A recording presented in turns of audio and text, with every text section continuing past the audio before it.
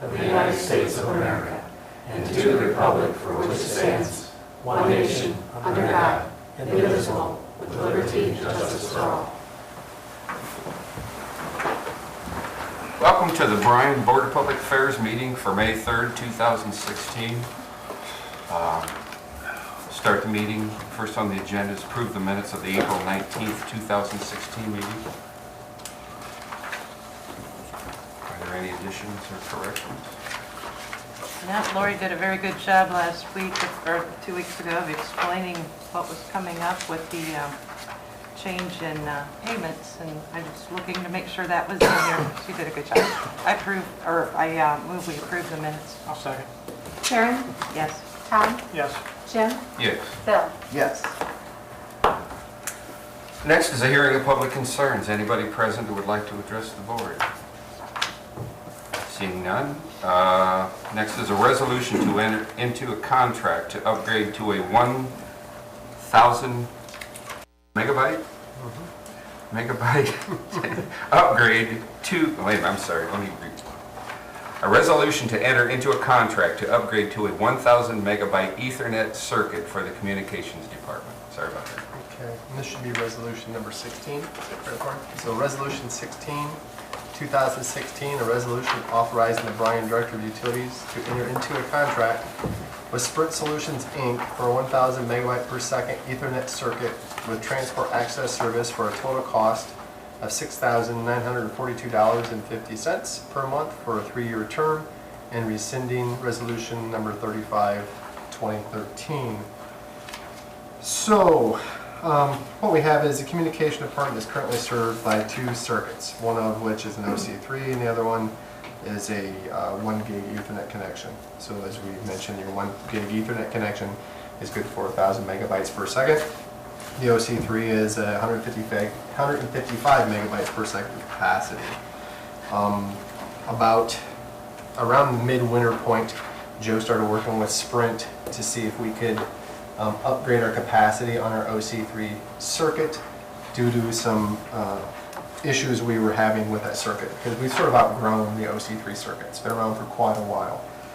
At the time, Sprint was sort of back and forth, and they finally got back with Joe after the first of the year with a proposal, most recently the proposal that you have in your hand. So what we have is currently we pay around $8,000 a month for our Circuit 1, which is our OC3, and we pay the $10,000 for our Circuit 2, which is our actual 1 gig or 1,000 megabyte circuit we currently have. This new circuit would take the place of the Circuit 1, which is the OC3, at a cost of about $6,900 per month, which is what we called out. That is a 1 gig circuit that goes to a different connection point than what our original 1 gig circuit, so you have some redundancy there. I asked Joe to put together a little information on cost per megabyte. So if you look at Joe's numbers based on our current cost, we are averaging about $16.13 per megabyte of service capacity that we provide. With this new circuit and relieving ourselves of the OC3 expense, we've dropped that down to $8.51 per megabyte. So considerable savings going to a larger circuit and moving some of the old technology away. I did have Rhonda look over the contract just for another set of eyes. It is a service contract that commits us for 3 years. Her points were very similar to what I would expect. Realize this is a 3-year contract. If you choose not to utilize it to its full extent, you're still going to pay this fee. Yep. I don't want to speak for Rhonda, but we both felt it's a smart move. It's a good cost savings. It frees up some capacity. It allows us to do some other things later when it comes to service offerings for commercial accounts and whatnot. So Joe is here to take any questions you may have. So I will turn it over to Joe or the board for questions. I have a question. Joe, I've heard the term Ethernet. I don't know what it means, I guess, as opposed to a different type of circuit. What does Ethernet mean? So I can understand it. Well, just the easiest way to explain is Ethernet technology is what has come about to replace the old OC and DS3 technology that's always been out there for years. Okay. What it basically is they have a massive core switch, and they route all the circuits through that switch. And Ethernet transmits basically in one direction as well, which is why some of your failover devices that you used to use on the OC circuits and the LT1 circuits doesn't work that way on those. When you plug your laptop or computer into an Ethernet connection into the wall, it's the same technology except it's on far level. It's like a level 3 service. And it's the new technology. It's the direction everything's going. But at the same time, it's brought the cost of this bandwidth down considerably for the port charges from what it used to be. It talked in the contract that that's only available at selected locations. Ethernet's not available everywhere or whatever. No, it's not available everywhere, but it's getting more and more so all the time. For example, this new circuit, Sprint will deliver that circuit to us from the Akron central office, where we get the current big circuit we have, we get it from Chicago. Well, this new one will come from the Akron, and then it'll be transported by another carrier that's part of this agreement, which is a far less cost to us than what it used to be. Good. Is Ridgeville still involved? Ridgeville's not involved in the new circuit. They're still involved in the current 1 megabit circuit. 1 gig circuit, they're circuit 2, you would call it. Right. They're still involved in that, yes. Okay. Good. So the transport fee for Ridgeville is $47.91, which is 3 times more than this new fee. Is it because of Chicago versus? It's because of a couple reasons. Chicago is one thing. The distance from Chicago to get to here, it goes through several different fiber carriers. And ComNet is the big cooperative company that Ridgeville's partnered with. So there's a lot of people that gets a piece of that pie on the transport side. You've got one company has to transport it from the Chicago central office out to a certain point. Then they hand it off to another one. Then that one eventually hands it off to ComNet. ComNet brings it way across the state, across through Indiana and into Ohio. Eventually hands it off to Ridgeville, and then Ridgeville hands it off to us at some point because we have direct fiber connection between us. That's the reason that transport fee is more expensive.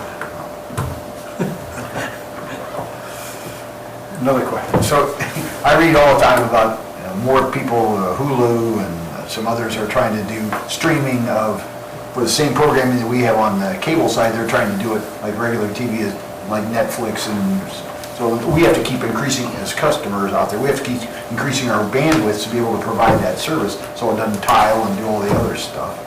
So will that eat up some of this? It'll eat up some, but not a lot. The current limitations we have on the cable modem plant is at the substation router level, with the port limitations that we've discussed before. Okay. But what this will do, though, is the current OC3 circuit, which is only 155 meg, that one is being taxed at times because we have some cable modems, subnets on there. And what happens is if that one gets too overloaded, then it can slow down our fiber business customers, including the utility. Wow. This circuit will alleviate that problem. Good. And as Bryan told you, it will allow us to offer some more speed or more circuits to some of our larger businesses too later down the road. So this will give us capacity into the future, obviously, but do you think, the way the technology is going, do you think they'll eat this up pretty fast?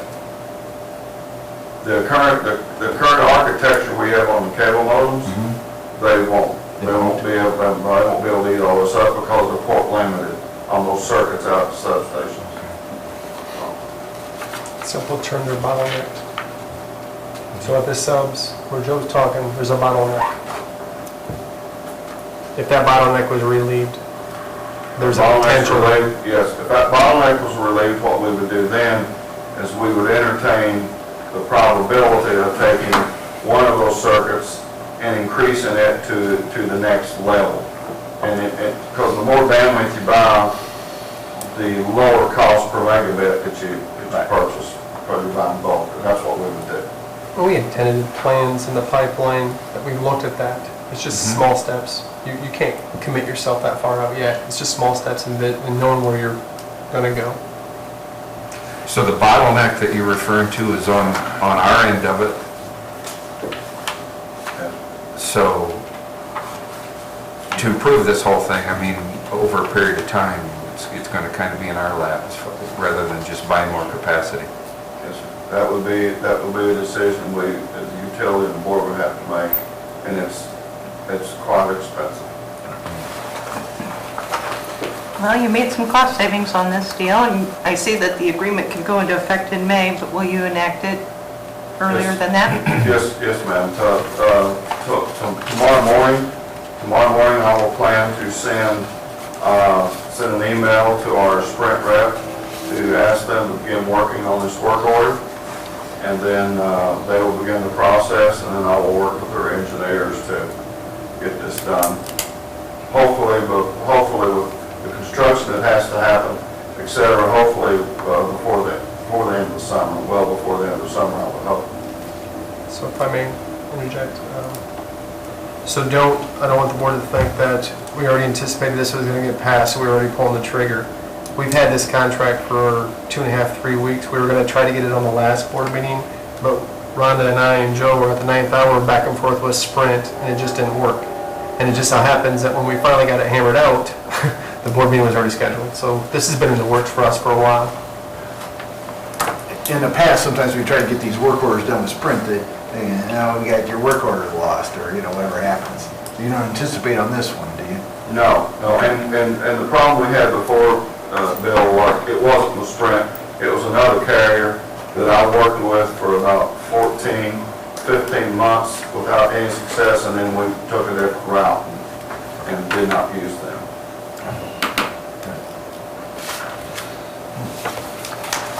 More bandwidth, less money. It's a good deal.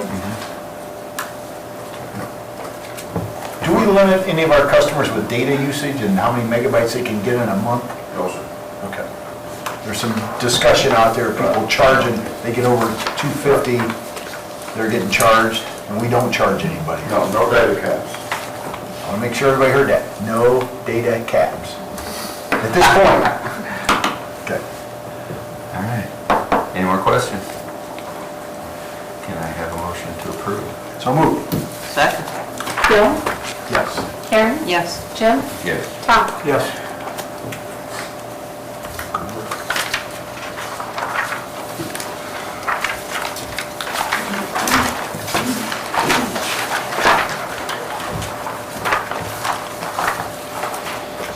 Next on the agenda is a resolution and presentation by Norm Echler, Water Superintendent, to recognize National Drinking Water Week, May 1st through 7th. Norm, do you have 2016. a copy of the resolution? Yes, I do. Okay, that'll be number 17 when you go to read it. We're going to have Norm read the resolution and also do a little presentation, so I'm going to turn it over to Norm. Norm, the floor is yours.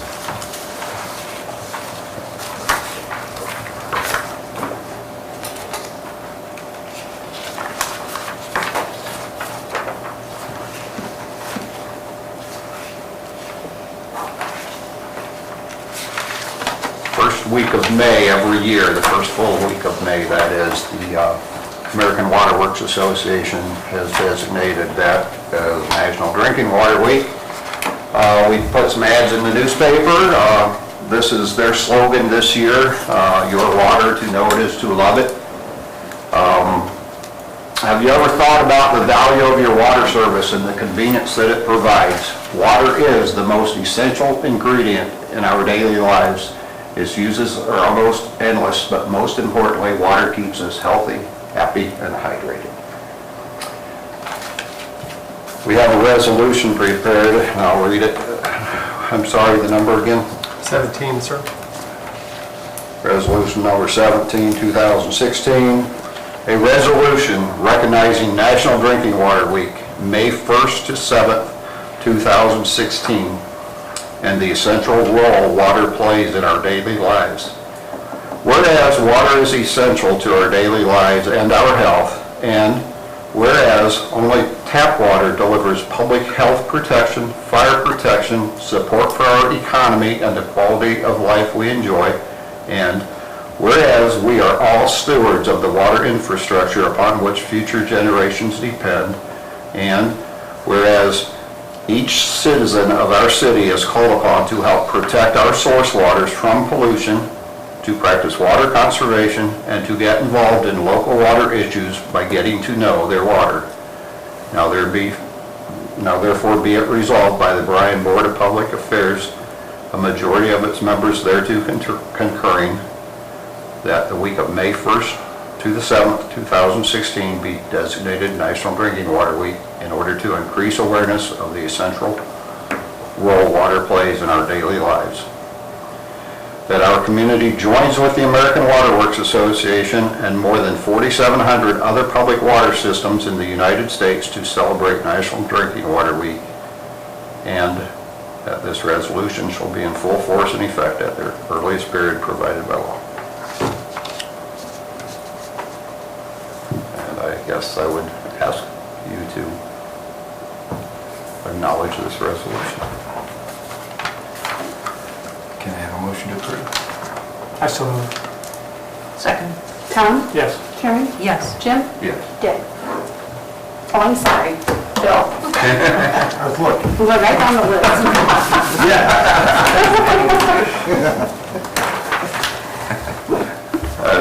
Put together a little additional educational moment to coincide with the week, and we all in this room know the answer to this, I'm sure, but I run into people on the street occasionally that does not know where does our water come from. So we'll just sit back and take a few minutes here. We all know the Earth is full of water, but there's a lot more to water than all that blue stuff you see on the globe. The water we can see on the surface of the Earth is surface water. Surface water is every lake, pond, river, stream, and ocean on Earth. But in the ground below your feet, there's even more water, groundwater. Groundwater is water that's crammed in the tiny gaps between rocks, soils, and sediments under the ground. A full body of groundwater is called an aquifer. There are huge aquifers all across America. The biggest is the High Plains Aquifer, which covers 174,000 square miles right in the middle of the country. Anything that big deserves a closer look. Let's say you could grab a shovel and dig straight down through the soils to an aquifer. The level underground where you first hit groundwater is called the water table. Below the water table, the ground is completely soaked or saturated with water, which is why this area is called the saturated zone. The area above the water table is called the unsaturated zone. So, how does all this water end up in the ground? Well, it's all a part of the good old water cycle. When it rains, some water gets soaked up by plants. Some water runs off the soil and into streams, lakes, or even the ocean. Other water gets stuck on the surface and eventually evaporates back into the air. Meanwhile, some of the lucky water droplets get to travel down through the surface deep underground until they reach the water table and become a part of an aquifer. Once water seeps down deep enough into the ground, it can stay there for a really long time. Some of the water stored in the deepest parts of aquifers has been there for thousands of years. But after it gets there, groundwater doesn't always stay in the ground. A lot of the water on the surface comes from aquifers. If the surface of the ground dips below the water table, groundwater flows out into the space, creating a body of surface water. If the surface water dries up, groundwater can flow in to fill it back up. And if the water table in this area rises, so does the level of the surface water. Groundwater can also pour down a sloping surface, creating streams. Any place where groundwater flows out into the surface is called a spring. Surface water can also become groundwater. If a body of surface water flows above the water table, water can seep down through the sediment and help fill the aquifer. Of course, there's another way that groundwater can leave the ground: us. Humans depend on groundwater, and there are thousands of wells all over the country that draw water out of aquifers. In many parts of the country, the water you get from the tap comes from the ground. However, we use most of our groundwater to help grow the food we eat. Farms can get lots of the water they need from rain, but rain isn't always enough. And in dry years, farmers depend even more on the water that's stored in the ground. In fact, American farms use about 53 billion gallons of groundwater every day. That's enough to fill over 1 million bathtubs or 80,000 Olympic-sized swimming pools. So, if we're using that much every day, can it run out? Well, yes and no. Remember, aquifers can be refilled by rainwater or surface water seeping in from rivers and streams, so there's usually more water on its way to replenish the aquifer. But if we use groundwater faster than the aquifers can refill, we could drain them dry. They probably wouldn't be empty forever, but it would take hundreds of years for the largest aquifers to get back to healthy levels. Whether it's up here or down there, water and how we use it matters. We may not be able to see it every day, but groundwater makes our lives possible. So don't let show-offs like rushing rivers and roaring oceans get all the attention.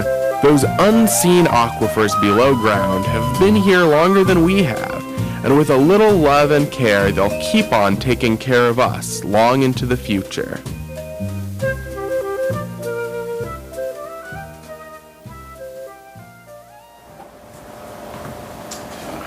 Thought that was pretty good little video. It kind of coincides with our advertisements and National Drinking Water Week, and it kind of explains it in pretty easy terms I think most people can understand, and kept it a little upbeat, and I think it held everybody's attention, and that was one of the goals as well. We do get our water from an aquifer. We have 7 wells in the aquifer in this area that supply the city of Bryan, and all public water systems have to have a source water protection plan, and we have that. The new board did not get to see the presentation last fall, but we recently updated our source water protection plan as far as the delineation zone of what's termed the 5-year time of travel zone. This map depicts the outer circle, the darker blue circle is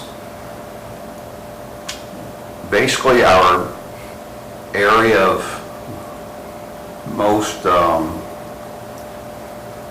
concern, or maybe concern isn't the best word. It's that zone is to be protected and monitored. That's basically where our water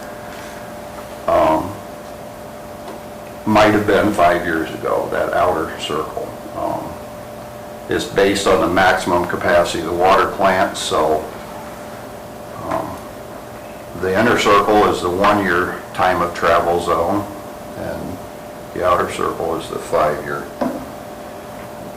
We are required to protect that area and raise awareness of that area. We've got signs out around the city.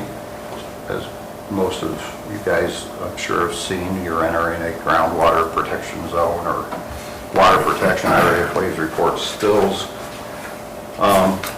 Just to give you some idea of I found it kind of ironic how The border of this, obviously on the west, for the locals, you can see it passes just through Norlick Places or Norlick Place Addition, and then it follows down Town Line Road. But down on County Road C, it basically skirts, let me back up to Town Line.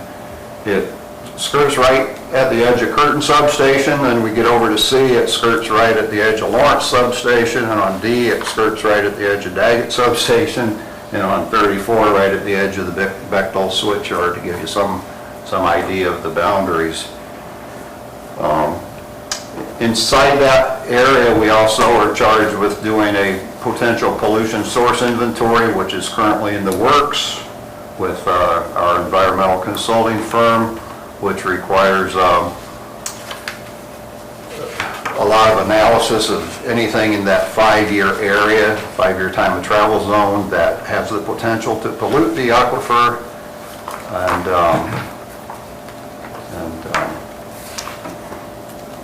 that includes things like hazardous waste generators, factories that might have been there at one time and generated hazardous waste. It could include underground storage tanks, abandoned gas stations, abandoned wells.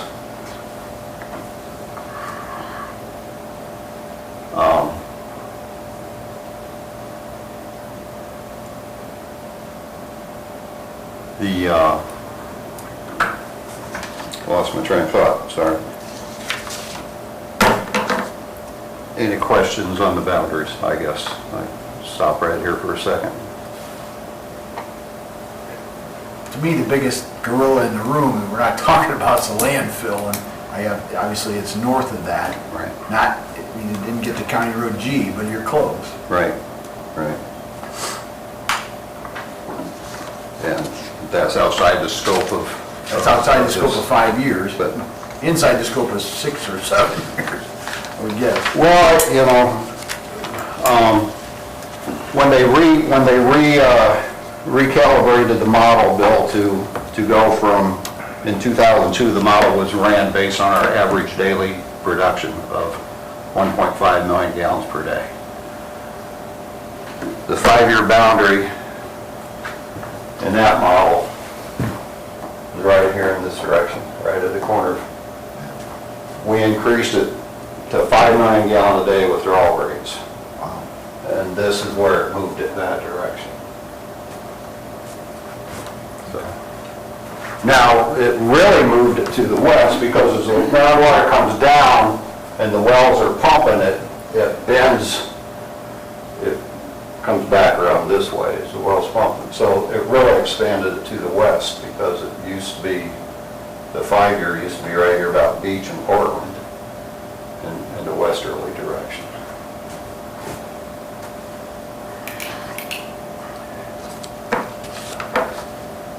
Does the impact of your farmers' irrigation and have any impact on that? We learned, yes, it has some impact. We also learned that there is capacity there to share. Now, if 10 or 12 more go down in the area, then it might be cause for greater concern. It is something to keep an eye on. They do report a water withdrawal at the end of the year, just like we do, and those records are accessible to the public domain, the withdrawal rates. Do they report that to the EPA? Do they report that to the Department DNR. of Agriculture? DNR. DNR. Now, it takes several months to get that, you know, after the reporting period, it takes several months for that to show up on the website. What do they calculate? I mean, what do they do with that information? Does that have an impact on? I don't really know that they do much with it other than log it, Jim. We have to fill one out at the end of every year and submit to DNR, and we as a city is somewhere in the neighborhood of 500 million gallons to 550 million gallons a year is what we withdraw in a combination of the 7 wells. They never say you're drawing too much. I mean, it's just a log, a history. Does Spangler report how much they draw to? Yes. To us or to, to yes, the city? they've always made that available to us. I'm not sure if they're at the threshold of well, yeah, they do EPA reports. but maybe not the DNR.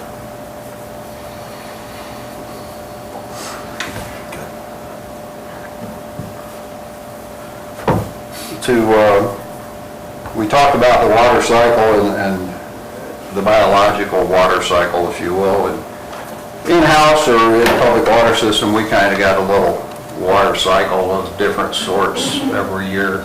We have a cycle of maintenance or a circle of maintenance. This is one of our well houses. The wells are monitored daily when they're in use.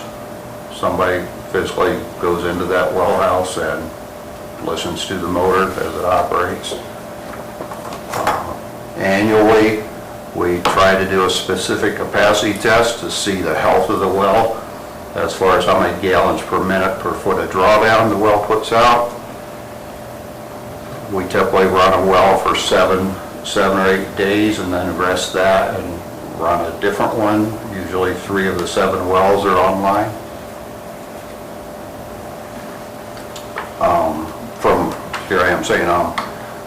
From the wells that spike to the water treatment plant, at the water treatment plant there's further testing done on a daily basis. Chlorine, pH, iron, phosphate, that is 365 days a year. Rain, snow, or high water, we're in testing your water. From the water plant, of course, then it's pumped out. It provides us with fire protection and fresh water to drink at our homes. A review of the crew that helped make this all happen. We have Derek, 16 years of experience, a Class 3 water supply operator. He's a supervisor on the right there in the black shirt. Water treatment plant supervisor, Chad and Jimmy on either side of him are our newer employees. Both of them have earned their Ohio EPA certification. The 5 distribution guys on the left, Dave Herman, fairly new with us, 1 year. He's got his Ohio EPA certification already. Class 1, as well as he's passed his Class 2 as an OIT, and I forgot to mention over on the right, Chad Fitzenreiter has also passed his Class 2 as an OIT. He just needs more time on the job to get that official certificate. Gene Wilson, he's been with us 16 years and he's got time at the city of Montpelier before he came here. That's the second from left in the yellow shirt. A Class 2 Ohio EPA certified again. John Caperton in the middle, the field supervisor. 16 years of utility experience. He's a Class 2 water distribution operator as well. Rocky Bears, 5 years here, a couple years at Delta in previous times. He's Class 2 Ohio EPA certified as well. And Gus Hulbert on the right, 24 years of experience, Ohio EPA certified Class 2. Combined, we have 112 years of utility experience among us, and folks, these are the guys that take care of the water and keep us all happy, healthy, and hydrated. You did a good job.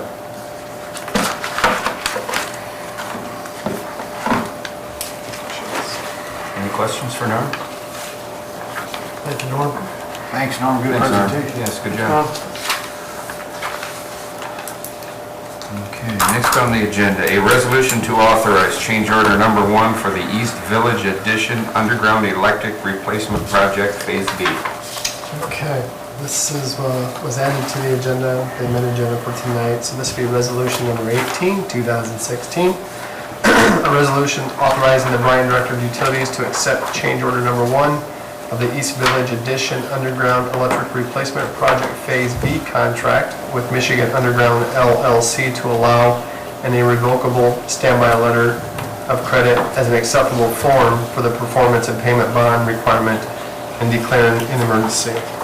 I'm going to ask Nate, our engineering supervisor, to step up and discuss this. This is actually something that him and Rhonda have been working through the last couple of days, and we needed to get this on the agenda tonight. It's sort of one of those last minute things so we could continue with this project. So Nate, I'll give the floor to you.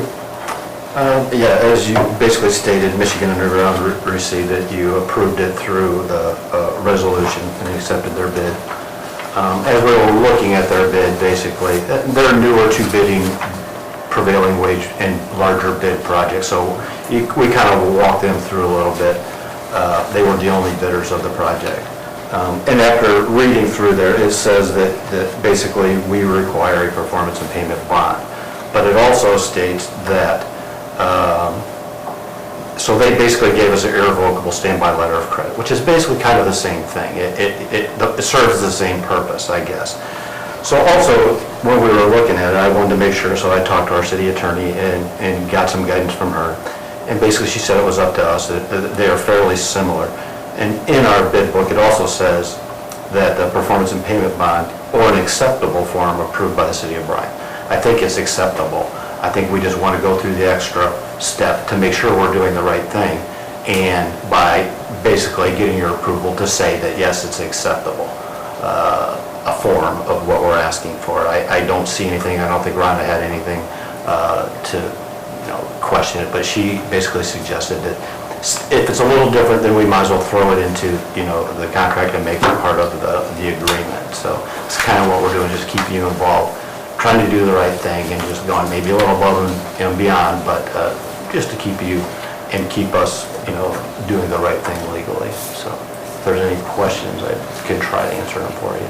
If not, Rhonda's here. Thank you. Thank goodness. You can do that. Thank goodness.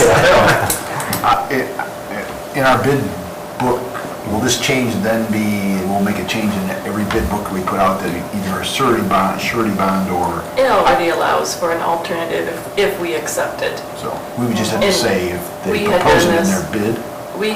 Michigan did the last phase of the project, but it was under the bid limit, and we accepted a letter of credit for that project, but we didn't have to bring it to you because it was under the bid limit. This had already been accepted and approved by the board as a bid, so I asked them to bring it to you as a proper change order.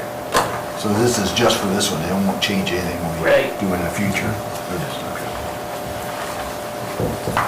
Any more questions? How much is the surety bond that we would have on a project like that? Well, it's different. It's the 100% of the project cost. So in this case, it's like, what is it? I'm not even sure, 56,000 or something like that you approved it for. So it'd be 100% of it. And the bond is just an insurance policy, is it For correct? your work. So they're going to pay a premium to provide it, or? They do usually. Effectively. Right. They may pay 1% through their bank. They may pay 2 or 3% through a certain bond company. So it's, I guess it kind of leaves it up to them. I mean, basically, we're getting the same service. We're getting the same guarantee of the performance of their work, I feel, anyway. So it's Like just... an insurance company saying we've got insurance against it versus the bank saying we've got money, letter of credit to say if something happens, there's money available to cover it. So it's just our comfort level, whether it's an insurance company or a bank. And we've had no problem with the last project, that we had a letter of credit on that, it's due to be released. It was due to be released in June, you're fine with it being released, so. Because the letter of credit goes beyond the finish of the project in case we have trouble. Right, it Is that a extends year? usually for a year beyond the project. I think the intent is still protection for us, and this does To exactly assure that. the work performance. And that's what it says in the Ohio Revised Code as well. It gives us this option to approve this, and being familiar with our old contracts, this is not the first one that we've done this with, and we've had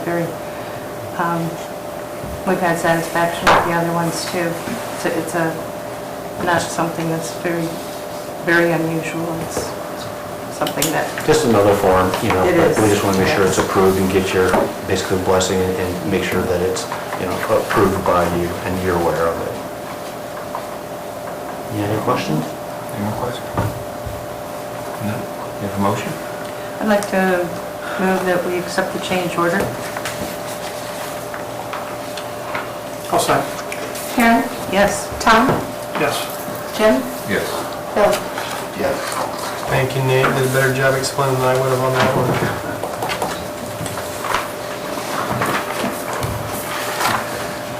Okay, next on the agenda, a request to fill the network engineer position for the Communications Department. Yeah, we would like to discuss and make a recommendation. So we would request to promote Cody McClure from probationary IT help desk support to probationary network engineer. A couple things I do want to call out for everybody's knowledge. Cody was employed September 2nd, 2015, and has successfully completed 6 months of continuous service in his current job classification. Cody and myself and all the other employees are non-union employees are governed by the City of Bryan's Employee Handbook. And Section 205 of that handbook talks about the ability to be promoted after 6 months continuous service. So part of that is when Cody wanted to apply for the position that we had posted, we discussed that with him. And we've been really happy with Cody's performance and his really taken to the servers and the things that Ken, our senior network engineer, does. So I had no problem with Cody applying. Cody did go through the interview process. We had another person who did apply outside of the utility. Didn't have a great turnout on those applications, but we had what we had. Cody was the one that the team recommended because of his skill sets that he currently has and knowing our system. So with that, Cody will stay on his probationary process until he's through with his 1 year completion of that. And then talking with Cody and to stay the course as we always have with all employees here, the promotional probation will start thereafter. So Cody will be on probation for quite a while yet. And he has accepted that because he's excited about the opportunity if the board so chooses to go that path. So as I told Cody, I wanted to make sure I call that out to the board, as well as recognize that we are continuing with that probationary process. And I will take comments.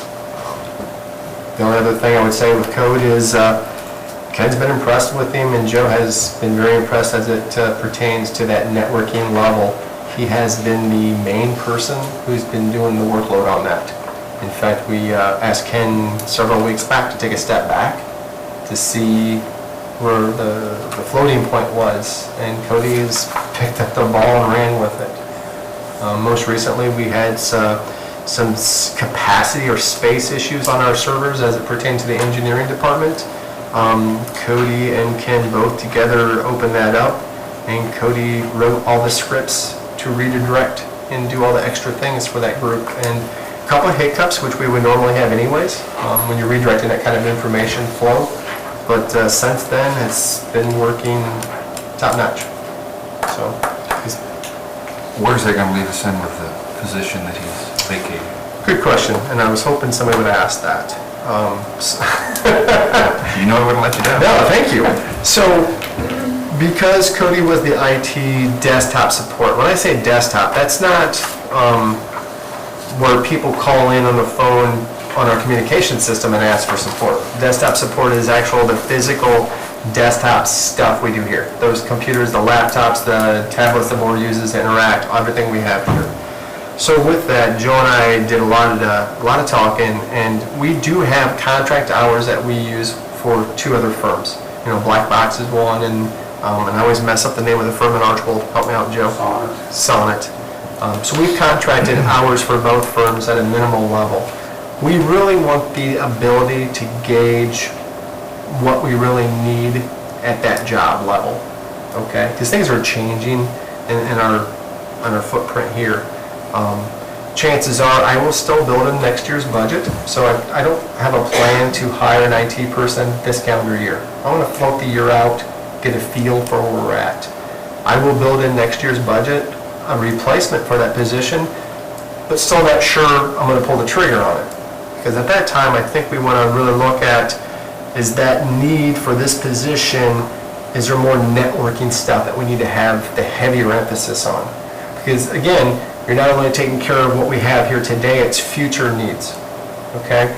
And those that, and I hate to say this, those that deal with IT staff members, they're a different breed. They are knowledge junkies, which I'm okay with. I work with a lot of these guys through AMP, and even AMP struggles with this. As long as the knowledge is there and the ability to learn and grow and transition into technologies, those individuals are happy. They really are. But we need to set ourselves up for the future as well to make sure we're always covered. So I'm not sure what this next position, IT technician, help desk support, is really going to look like.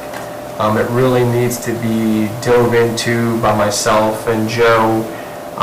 And maybe if you guys do promote Cody tonight, involve him actively to see what his strengths are and where he would like to take that department. Because he will be the key holder, really. He's the person who's holding all the keys to all the data that moves through this place. I will let you know we are working with other entities within the city to start hosting maybe some of that data as well. So it's bigger than just this. So I know it's sort of a roundabout answer, but it's a plan. It's just getting us there. That job's already been tweaked a little bit over the years, hasn't it? I mean, from what it originally was. Yeah, it has been.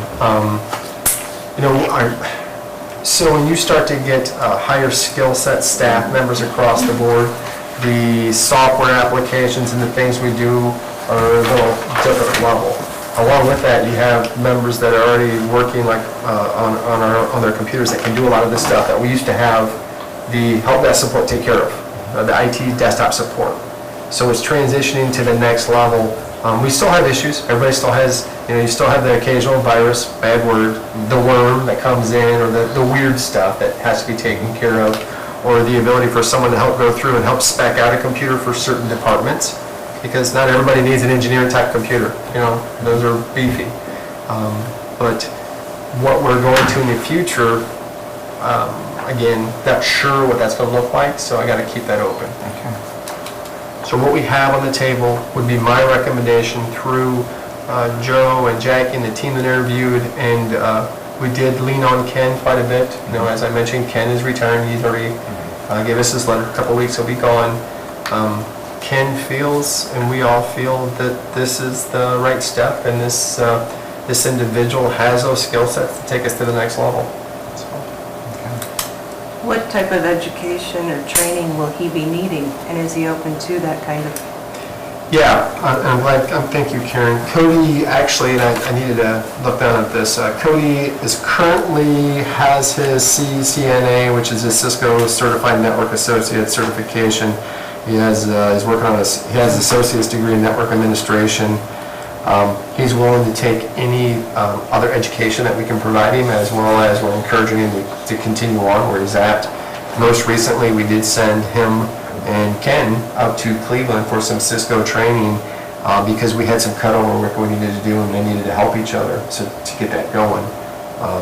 Also, in the future, with what we're doing with the VMware, we're going to have Cody bring that schooling through Joe, because Joe's very familiar with that. That's his department.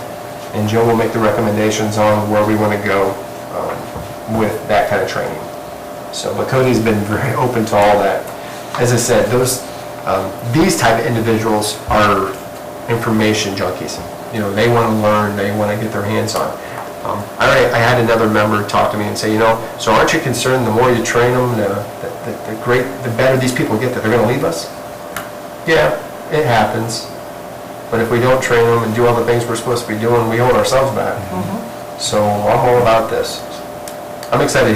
Cody's, for what he brought to us, he really brought more to the table than I realized when we hired him.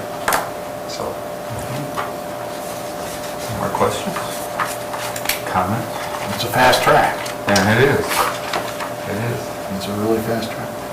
Questions relative to, does the IT help desk support now provide service to the city side, or just be on the? We help if needed. Okay, so we help. So if Doug calls up and says, I got a problem with my laptop. We have no problem going on and giving assistance. I got Joe, Black Box, and Sonic in that order. Is that based on performance? Yeah. The Black Box cost has been going down, hasn't it? And sometimes Joe or Ken could walk the mayor through that quick on the phone where it would have cost us if we had to call Black Box in to give us an answer. And it's not to ding Black Box, that's their job. But if we have staff members here that can sort of guide, we should be doing it. I'm I just want that out there. I know. Everybody knows out there that we're sharing, we're trying to cooperate. We do the best as we can, helping each other. I can't say share services, helping each other. I think it's always been that way. Yeah, we do. Yes. Goes back a while. Any more questions or comments? Or a motion? I mean, I don't know if you misspoke, but I was reading this, Bryan, and it says that, I thought I heard you say he already has a CCNA certification that says he's working on it. I probably did misspeak, and I'm glad you caught that. I look at my notes. He's working on it. Is he currently working on it? Yes. He's Good catch. He's Hey. studying so he can take the test in the very near future. Okay, thank you. That's my gentle way to tell Cody, if you get this, you have to have that. It was just a small thing. No, okay, thank you for catching it, I appreciate it. Motion? So moved. Second. Bill? Yes. Karen? Yes. Jim? Yes. Tom? Yes.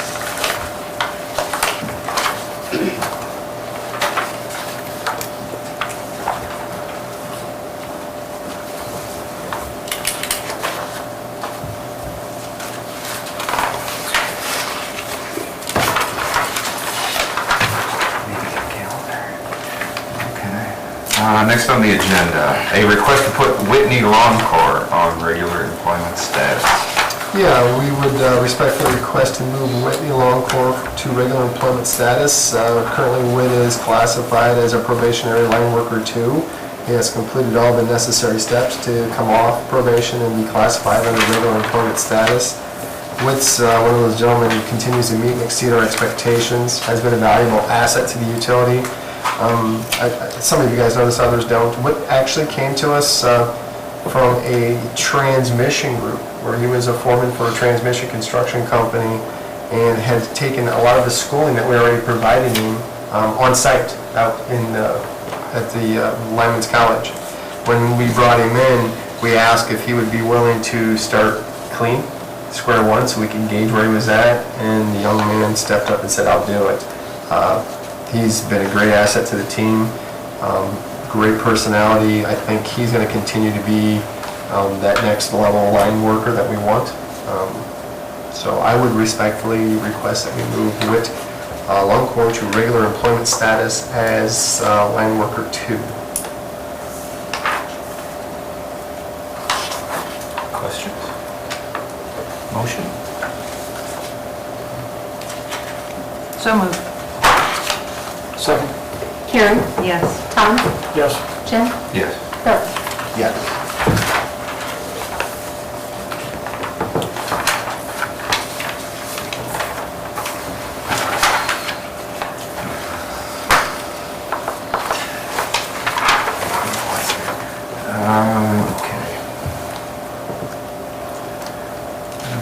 A motion to set a special meeting on May 11th, 2016 at 8 a.m. for a tour of BMU facilities. So I believe we would need to have a motion passed to set that meeting, working with board members. We shot some emails off to you folks trying to get that day set up. We're going to call an actual board meeting, so we will convene that day. It'll be publicized in the paper. We have a very full agenda for you, so realize what we sent off to you is an 8 a.m. kickoff, and probably conclude, I say 3:30, but it could be close to 4. There's a lot of stuff going on we're going to try to show you in a short amount of time. So I would need to have you guys pass a motion for that. Can I have a motion to approve that, please? I'd like to move that we have a special meeting on May 11th, beginning at 8 a.m. to tour the BMU facilities. Second? Second. Karen? Yes. Bill? Yes. Jim? Yes. Tom? Yes. Max, you're welcome to come. It's a little early for me. Somewhat.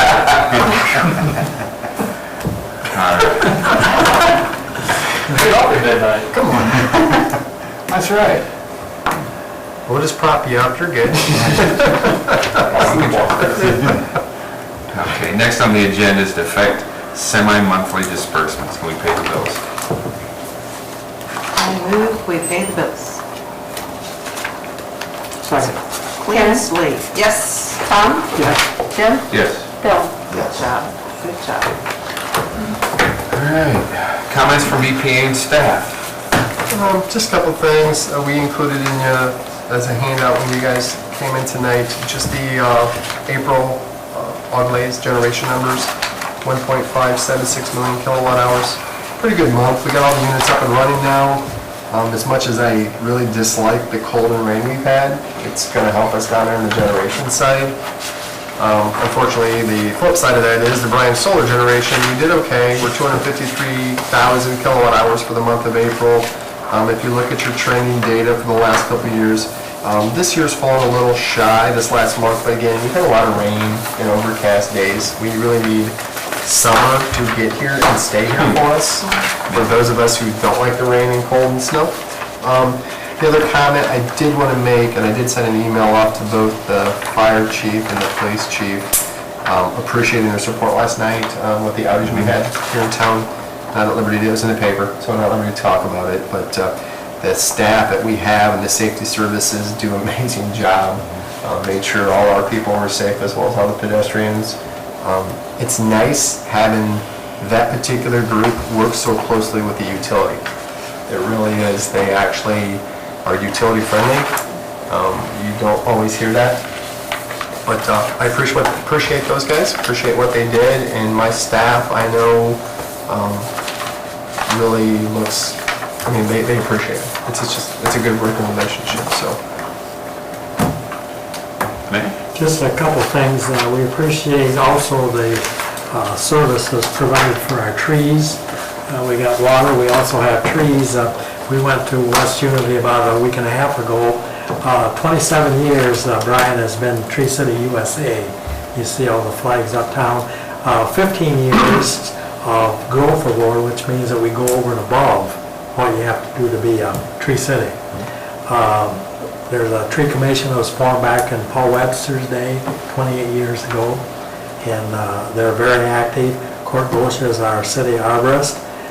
They plant between 65 and 85 trees per year, which counts in the growth award. They stated that we have over 10,000 trees on city property, 4,000 of which are on the terrace. And you had a good presentation over at the West Unity for Tree City. I know Lou was over there, and I think she's comes to the commission and so forth. So we appreciate the help that BMU gives for trees and what everyone does for trees in our city. Also, I was asked to remind folks that Thursday night is a National Day of Prayer at 7 o'clock for everyone in the city. It's going to be held at Grace Community this year. That's on Beamet Street, and it starts at 7 o'clock, and they ask boards and so forth to attend if you can. So that's about it. Okay. Rhonda? No, sir. All right. I'd just like to give a brief update, because I know I'm going to be asked, with regard to the credit card payment issue. We're moving along with that. Our process date, at least what we're planning on, is June 1st to roll it out. It may be a couple days off of that, but we're planning on a June 1st rollout. We're going to go with a company that's called Invoice Cloud. They're integrated in with our SSI system, which will make it easier to post payments and for our customers to go ahead and pay with credit card. There will be a fee assessed, as I mentioned previously. There'll be $3.95 per transaction, up to a $400 limit. And I know that's going to seem low to a number of our commercial and industrial customers, but we also offer, of course, cash, check, ACH initiated through our office, and we will be able to take e-checks through the new offering. However, they'll still have a $3.95 transaction fee to do an e-check, which would basically be a customer initiating a one-time payment coming directly from their bank account into ours. But again, that'll have a fee attached to it. If it's an ACH and we initiate it, there'll be no monthly. There'll be no fee attached to it. In addition, we're planning on going to, along with the IVR system, which is basically allowing payments to be taken over the phone. It'll be a numbering system, just like most times when you dial in, press 1, do this, put in your credit card number. That'll also have a $3.95 transaction fee with a $400 limit, as well as a 95-cent convenience fee as processed by Invoice Cloud. So I I've got to admit, we're not really excited about rolling this process out because nobody likes to see additional fees attached. They're not coming into the city of Bryan or to Bryan Municipal Utilities. Those fees are being passed on directly from the customer making the choice for their convenience right on to the company processing it. We'll still take Visa, MasterCard, and Discover, and try to expedite those payments through as quickly as possible. We will be able to see them posting into our system within about 30 seconds to 90 seconds. We should be able to see their payments pending, which will help in the case of someone who is very delinquent on their bills and trying to get paid and expediting. So we're doing what we can. There'll be a couple other segments that'll come online with this, not directly with Bryan Municipal Utilities, but we'll have like a general and miscellaneous charging system as well as income tax. However, those will not be as fully integrated as what we are with utility system, just because everybody's bills on utilities are going to be fully integrated with the new credit card system. Will there be any difference between a credit card and a debit card, or are they going to be viewed as the same? They're going to be viewed as the same. Anybody in the superintendents? No? Tom? Good job, Norm, on the presentation. Yes. Thank you.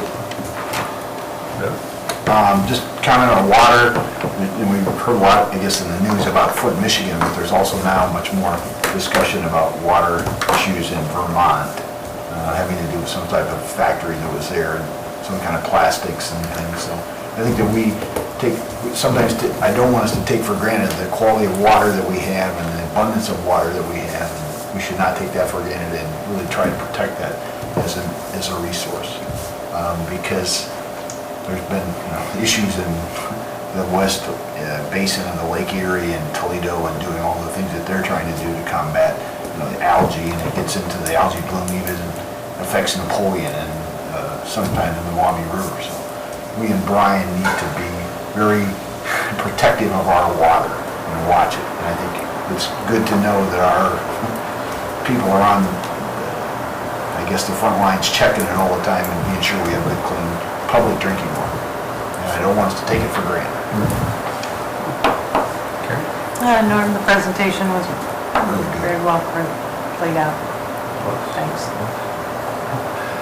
I just want to add on top of what Bryan said about the cooperation at the accident on East High Street last night. Al's guys, because I was sitting at home and at 10 minutes to 5 the lights blinked twice and then went out. Walking outside, seeing the flashing lights off in the distance, and walked over there and saw an accident and pole damage, and make any call man pull up and say, oh my God. But walking home, I was trying to decide what I was going to have for supper because that I wouldn't have to heat up. But within, I don't think it was much over a half hour, I was amazed the lights came back on. So you guys did a hell of a job. You did. You really did. I was impressed. That's all I have. So next, we have go into executive session to discuss pending litigation. So I will accept a motion for a brief recess. So I'd like to announce who's going to... Rhonda and Lori and the mayor, if they so choose. Well, I have to stay. No, I said Rhonda. No, Lori, I meant to pause it, so I threw up Rhonda. And then Lori and the mayor, comma, Lori and the mayor, if they can. Okay. Tom? yes. Bill? Yes. Jim? Yes. Karen? Yes. We're going to recess.